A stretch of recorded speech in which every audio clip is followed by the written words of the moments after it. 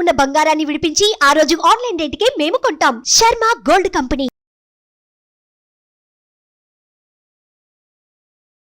నమస్తే, welcome to Suman TV. నేను మీ యామిని. ప్రస్తుతం మనతో ఉన్నారు ప్రముఖ ఆధ్యాత్మికవేత్త, ప్రముఖ జ్యోతిష వాస్తు పండితులు ముల్లపూడి సత్యనారాయణ మూర్తి గారు ఉన్నారు. మనం గురుగారితో మాట్లాడేద్దాం. నమస్కారం గురుగారు. నమస్కారం యామిని. గురుగారు, ఈ క్రోధినామ సంవత్సరంలో అసలు కుంభరాశి వారికి ఏ విధంగా ఉంటుందండి? అంటే ఈ రాశి వారికి సంబంధించి వ్యయం కానీ, ఆదాయం, అవమానం, రాజపూజ్యం ఏ విధంగా ఉంటుంది? ఈ క్రోధినామ సంవత్సరంలో ఈ కుంభరాశి వాళ్ళకి బ్రహ్మాండంగా ఉంటుంది.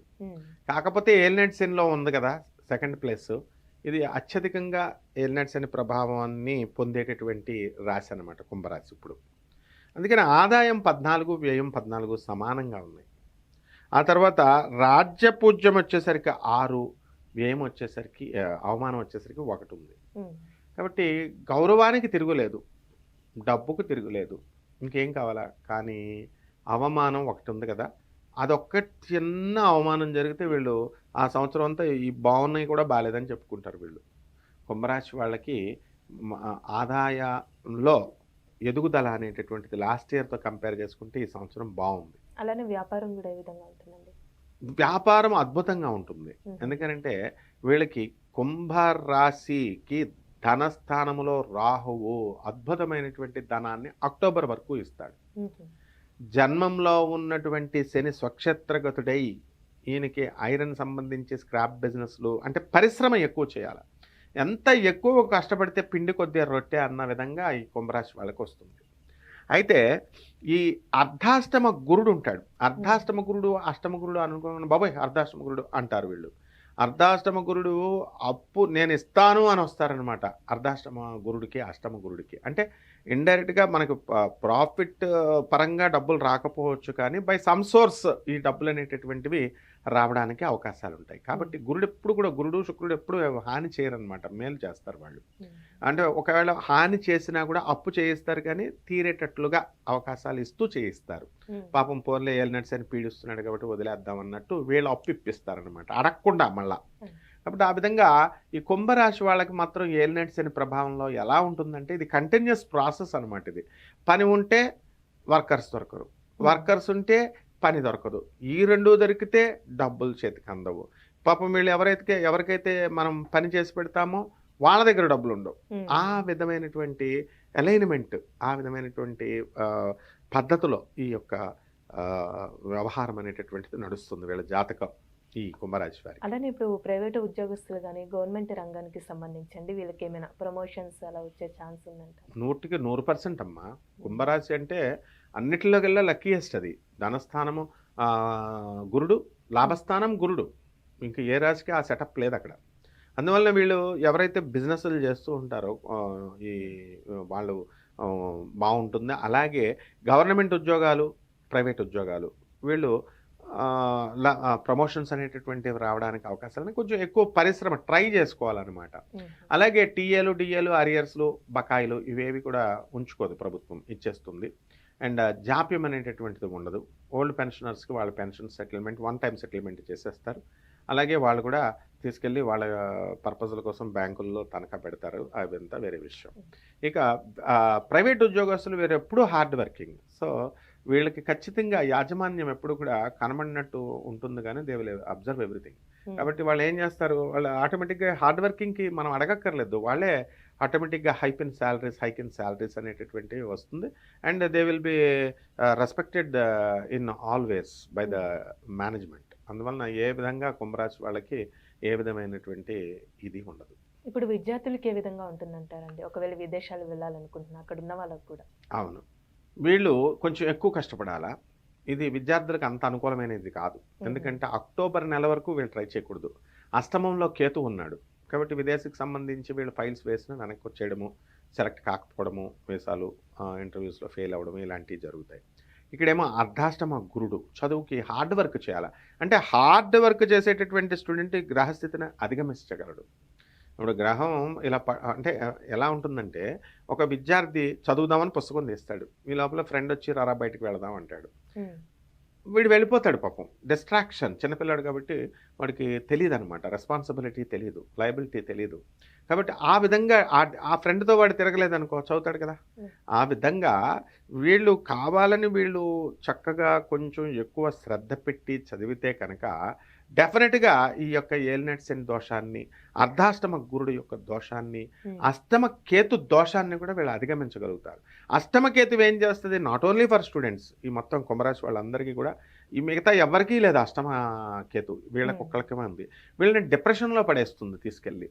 కాబట్టి వీళ్ళు ఏం చేయాలి, ఆ డిప్రెషన్ దాటిపోవడానికి విద్యార్థి లెవెల్లో కానీ వీళ్ళు కానీ లవ్ అఫేర్స్కి వెళ్లకుండా, డిస్ట్రాక్షన్స్కి వెళ్లకుండా వీళ్ళు జాగ్రత్తగా చదువుకుంటే వీళ్ళ కెరీర్ని మంచిగా బిల్డప్ చేసుకోవచ్చు. వ్యాపారస్తులు అంటావా, వాళ్ళకి వ్యాపారం డిప్రెషన్లోకి వెళ్ళిపోయి సూసైడ్ అటెంప్ట్, అంటే అష్టమ కేతుకి కంపల్సరీ డైరెక్ట్గా ఏం చెప్పాడంటే అటెంప్ట్ ఆఫ్ సూసైడ్ అని ఉంటారనమాట. కాబట్టి దీనికి వీళ్ళు అధిగమించుకోవడం కోసం వీళ్ళు నలుగురితో తిరగడం, నలుగురితో ఉండడం, ఒంటరిగా ఉండకపోవడం అనేటటువంటిది ఈ కుంభరాశి వాళ్ళు చేస్తే కొన్నాళ్ల పాటు అక్టోబర్ వరకు వాళ్ళకి బాగుంటుంది. ఇప్పుడు వివాహానికి సంబంధించి ఏ విధంగా ఉంటుందంటారు? ఏలినాటి శనిలో వివాహాలు చేసేస్తాడు. ఇంతవరకు అవనటువంటి వాళ్ళందరికీ వివాహాలు చేస్తాడు. కొంచెం పరిశ్రమ ఎక్కువ పెడతాడు. అంటే ఒక మ్యాచ్లోనే కాకుండా 1కి 4 సార్లు చూడాల్సి వస్తుంది, వెళ్ళాలి వాళ్ళు. అండ్ ఒకవేళ మ్యారేజ్ అయిపోయింది అనుకోండి, మ్యారేజ్ అయిపోయిన తర్వాత ఈ మ్యాచ్ కంటే ఆ మ్యాచ్ బాగుండు, ఆ మ్యాచ్ కంటే ఇంకో మ్యాచ్ బాగుండు, ఇలాగా పెళ్ళప్పుడు పెళ్ళికి ముందు అలా చేస్తారు. ఆ తర్వాత అన్నెసరీ డిస్కషన్ చేస్తారు. మ్యారేజ్ ఆఫ్టర్ మ్యారేజ్ బియ్యంకొళ్ళు వీళ్ళు అన్నెసరీ డిస్కషన్స్ చేసుకోవడం వల్ల అనవసరమైనటువంటి మిస్అండర్స్టాండింగ్స్, గొడవలు, ఇలాంటివి ఏలినాటి శని దోషం అనమాట. అంటే ఏలినాటి శనిలో ఎప్పుడు కూడా భార్యాభర్తల మధ్య గొడవలు, ఇంట్లో మనశ్శాంతి లేకపోవడము, దేనికోసం అనవసరమైనటువంటి వృధా డిస్కషన్స్ వల్ల. సో దీన్ని వీళ్ళు అవాయిడ్ చేసుకోవాలి.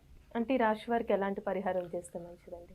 ఏలినాటి శని అంటేనే శని, అష్టమ కేతు ఉన్నాడు కాబట్టి కేతు జపం చేసుకోవాలా, కేతు స్తోత్రాలు చదువుకోవాలా, కేతువుకి కిలోంపావు ఉలవల్ని చిత్రవర్ణం అంటే మల్టీ కలర్డ్ వస్త్రాన్ని ఇచ్చి పేద బ్రాహ్మణులకు దానం చేసుకోవాలా. ఇది కేతు దోషం. అలాగే ఉలవల్ని తీసుకెళ్ళి ఎద్దులకి మనం పెడితే దానా కింద పెడితే సరిపోతుంది.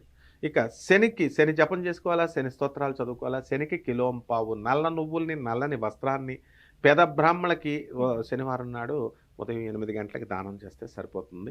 అలాగే నవగ్రహాల దేవాలయం చుట్టూ తిరుగుతూ ఆ శనీశ్వరుడికి తైలాభిషేకాన్ని కనుక మన చేతులతో వేసుకుంటూ ఓం శనైశ్చరాయ నమః అనే మహామంత్రంతో చేసుకుంటే సరిపోతుంది. గురుగారు, ఈ క్రోధినామ సంవత్సరంలో అసలు మీనరాశి వారికి అండి ఏ విధంగా ఉంటుంది?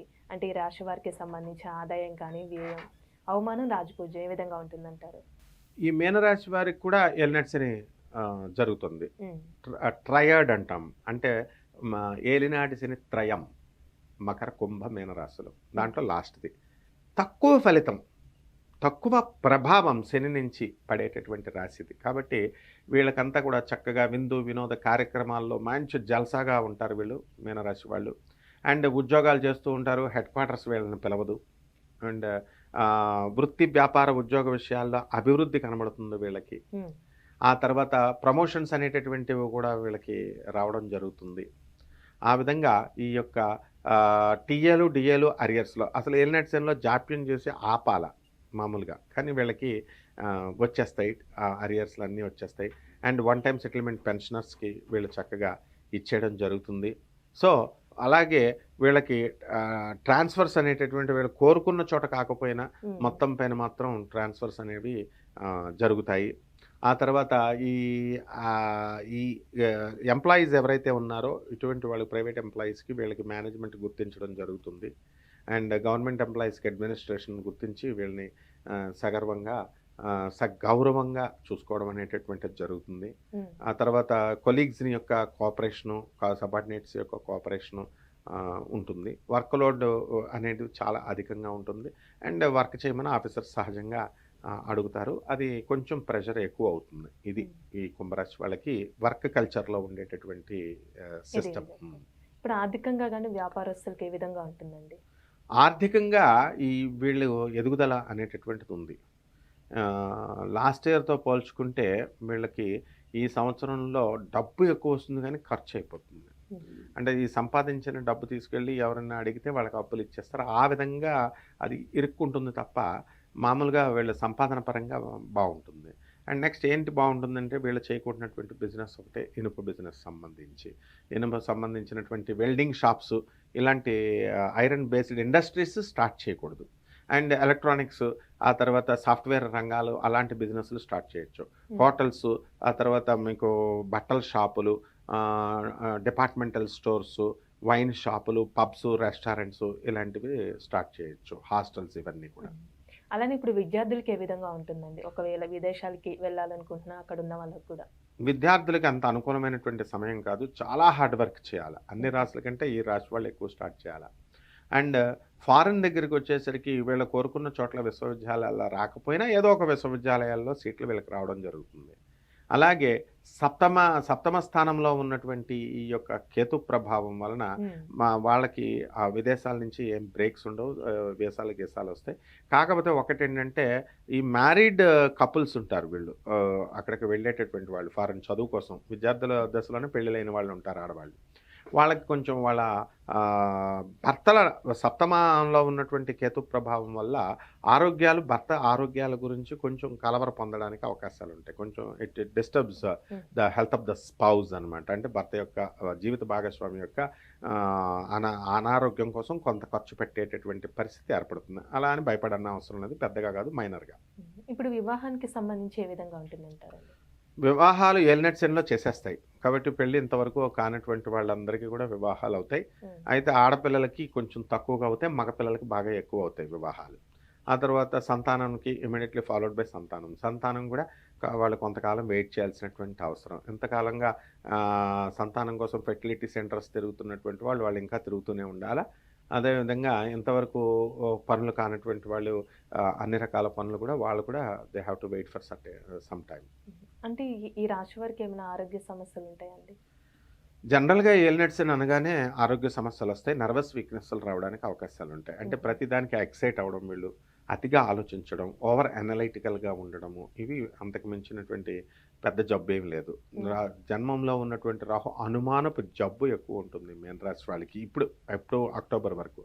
ఆ తర్వాత మళ్ళీ అది అనుమానం జబ్బు పోతుంది అనమాట. సో ఓవర్ అనాలిసిస్ ఎక్కువ చేస్తారు కాబట్టి అది తగ్గించుకుంటే దానివల్ల ఏమవుతుందంటే బీపీ, షుగర్, లేనిపోని టెన్షన్స్ ఇవన్నీ కూడా తీసుకోవడం జరుగుతుంది.